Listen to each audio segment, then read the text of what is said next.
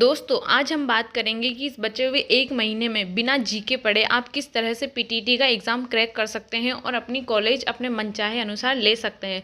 तो उसके लिए जैसा कि आप सभी को पता है कि पीटीटी एग्ज़ाम पैटर्न ये है जिसमें 4 सब्जेक्ट है, जैसे मानसिक योग्यता है, उसके बाद शिक्षण मनोवृत्ति है, उसके बाद सामान्य जागरूकता है और चौथा है भाषा प्रवीणता, जिसमें 2 भाषाएं आती है, हिंदी या इंग्लिश। उसमें से आप कौन सी चूज़ करते हैं या आपके ऊपर डिपेंड करता है। तो इन 3 सब्जेक्ट के बारे में हम सबसे पहले बात करना चाहेंगे, वो है आपका लैंग्वेज में जैसे आप अगर हिंदी की तैयारी करना चाह रहे हैं तो हम सभी बचपन से हिंदी पढ़ते आ रहे हैं, उसमें वही कॉमन टॉपिक है संधि समास प्रत्यय उपसर्ग, इनसे क्वेश्चन आता रहता है।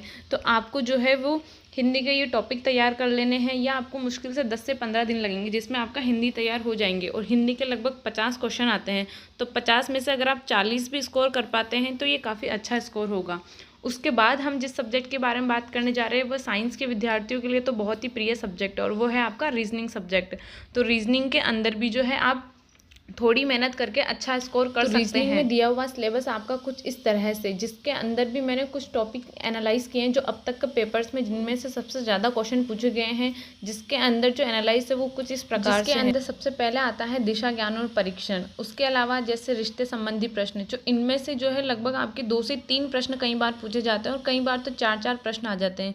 तो आपके ये कुछ टॉपिक है, इनको तो आपको बहुत अच्छे से तैयार करना है। इनका आप स्क्रीनशॉट ले सकते हैं, जैसे कि इसके अंदर एक श्रेणी क्रम आ गया, समय परीक्षण आ गया और सांकेतिक भाषा या कूट, इसके भी 4 से 5 क्वेश्चन आ जाते हैं। कई बार अलग अलग टाइप्स है, आप अच्छे से पढ़ेंगे तो आपको इनके बारे में पता चल जाएगा। उसके अलावा जैसे आकृति गणना है, बहुत ही सिंपल टॉपिक है। तो इस तरह से आप थोड़े दिन रीजनिंग पढ़कर उसकी प्रैक्टिस ज़्यादा से ज़्यादा कीजिए तो आपके अच्छे से नंबर इसमें स्कोर हो जाएंगे। उसके बाद जिस सब्जेक्ट की हम बात करने जा रहे हैं वो आपका शिक्षण अभिरुचि, जिसके अंदर आप जानते हैं कि आपका जो है 3-2-1 वाला मेथड चलता है नंबरिंग का, यानी इसके अंदर 0 नंबर तो आपको कभी नहीं मिलेंगे। तो इसके लिए आपको अच्छे से ये जो टॉपिक दिए हुए हैं लगभग 50 से 60 पेज के टॉपिक्स हैं, इनको आप जो है दिन में 2-2 पेज 4-4 पेज पढ़कर भी आराम से पूरा कर सकते हैं। और उसके बाद इनके ज़्यादा से ज़्यादा प्रश्न सॉल्व कीजिए, जिससे क्या होगा, आपको पॉजिटिव वे मिलेगा कि आपको किस तरह से आंसर करना है और आपके अच्छे नंबर स्कोर हो जाएंगे। उसके बाद हम बात करेंगे उन विद्यार्थियों के लिए जो अपना जीके भी थोड़ा बहुत पढ़ रखा है और जीके के साथ जो है अच्छे से नंबर स्कोर करना चाहते हैं।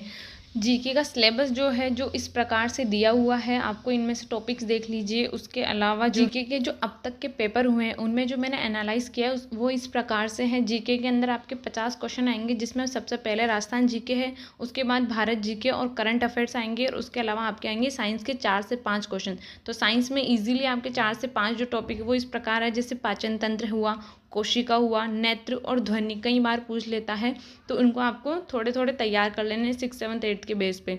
उसके अलावा राजस्थान जीके के जो कोर टॉपिक है वो इस प्रकार से, जैसे 1857 की क्रांति हो गई, किसान आंदोलन हो गया, राजस्थान का एकीकरण हो गया, राजस्थान की भाषा और साहित्य में से भी 2 या 3 प्रश्न पूछे जाते हैं। कई बार कवि पूछ लिए जाते हैं, कहीं कोई रचनाएं पूछ ली जाती है।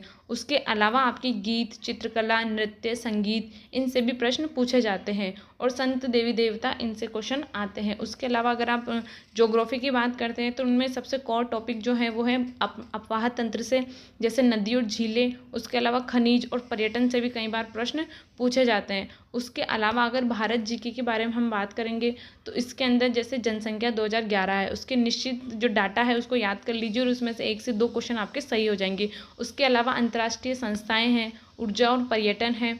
उसके अलावा भारत का अंतरिक्ष अनुसंधान कार्यक्रम कई बार पूछा जाता है, तो इसके भी 1 से 2 प्रश्न पूछ लिए जाते हैं।